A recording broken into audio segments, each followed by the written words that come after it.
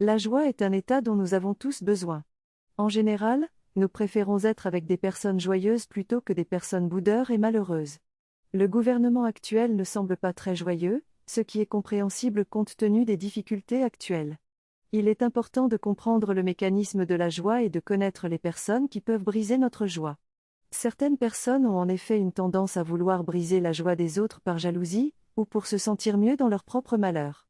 Communiquer avec joyeux est important, car cela permet de transmettre des opinions et des façons de fonctionner positives. La joie est un phénomène complexe du cerveau, qui active plusieurs parties du cerveau. Pour cultiver la joie dans notre vie, il est important de choisir les pensées positives, les paroles et les actions qui nous permettent d'être heureux. Les mauvaises herbes sont comme des squatteurs dans la nature, ils n'ont besoin de rien pour s'installer, tandis que la culture de la joie demande de l'effort et de la vigilance. Faire la tête ou être malheureux demande zéro effort, mais cultiver la joie demande beaucoup d'efforts. Enfin, il est essentiel de briser les anciens paradigmes pour cultiver des modèles de pensée positifs et joyeux. Le conférencier parle des anciens paradigmes qui étaient efficaces dans les années passées mais qui ne sont plus adaptés à notre monde actuel en perpétuel mouvement.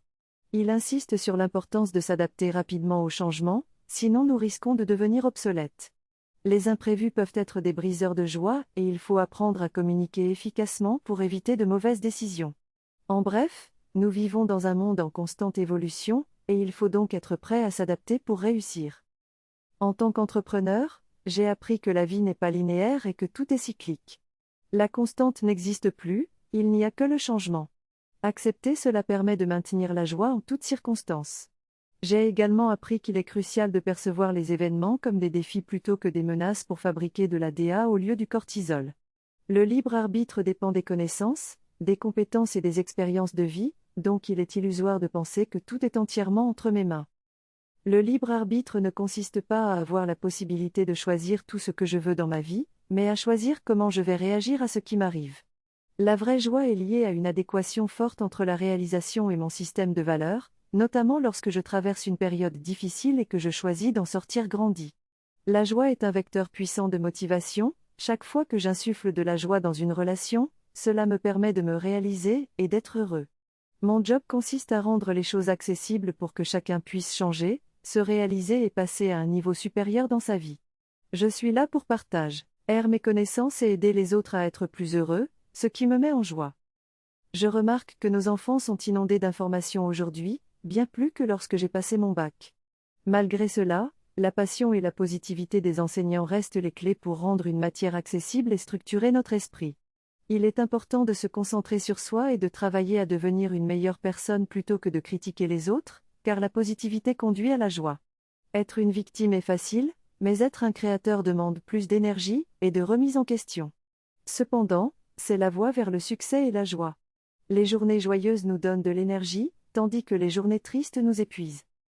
La joie est ma plus grande source d'énergie et je dois la cultiver, la développer et l'intégrer dans toutes mes relations du quotidien.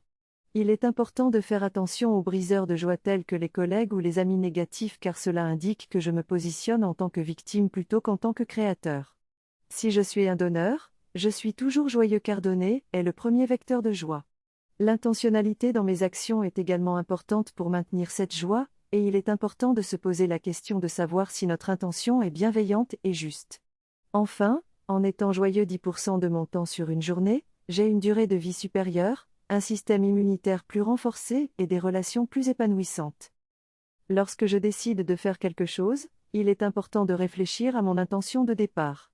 Si elle est bienveillante et en adéquation avec mes actions, je ressentirai une joie profonde.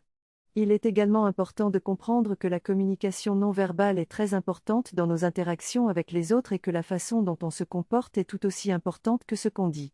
Je dois faire attention aux voleurs de joie, ces personnes qui cherchent à rabaisser ou dénigrer ma réussite, car cela peut mener à une baisse d'estime de soi. Enfin, il est important de rester bienveillante envers soi-même et de ne pas se complaire dans le jugement des autres. Je suis une personne qui doit se méfier du jugement que je porte sur les autres, car je serai finalement jugée par moi-même de manière plus sévère. Condamner les autres me fait du mal intérieurement. À chaque fois que je critique quelqu'un, je perds de ma propre joie. Je dois donc éviter d'être centré sur les autres et me concentrer sur ma propre réalisation. Les personnes joyeuses peuvent être ennuyeuses pour les autres, qui cherchent à les rabaisser ou à les critiquer. Il est important pour moi de ne pas écouter les critiques des personnes malveillantes et de ne pas me laisser pénétrer par leurs bêtises. Je dois savoir choisir mes critiques, celles des personnes bienveillantes et positives qui m'aident à grandir. Pour réussir, je dois garder ma joie intérieure, ma source de force en sache. Me protéger des voleurs de joie et de leur jugement. Je crois qu'il est important de suivre notre propre intuition et de ne pas permettre aux autres de nous dicter notre propre vie. Nous devons écouter notre cœur et suivre notre énergie créatrice. Si nous sommes clairs sur nos intentions profondes à chaque fois que nous agissons, nous pouvons donner un sens et une joie à chaque situation. La joie peut venir du fait de donner, de fixer des objectifs ambitieux et de surmonter les obstacles pour atteindre ces objectifs. Nous avons la capacité de créer de la joie dans chaque situation, peu importe l'environnement, si nous avons l'intention de chercher et d'insuffler de la joie. Si je suis dans une énergie de don, et que je suis toujours connecté à la dimension de créateur plutôt que celle de victime, alors je donne avec une bonne intentionnalité.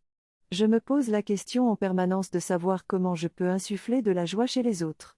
Si j'apprends à identifier les voleurs de joie, je peux éviter de me faire vampiriser par eux. En choisissant bien les personnes que je fais rentrer dans ma vie, en me protégeant des voleurs d'énergie et en restant centré sur ce qui me donne de l'énergie, ma vie sera profondément joyeuse.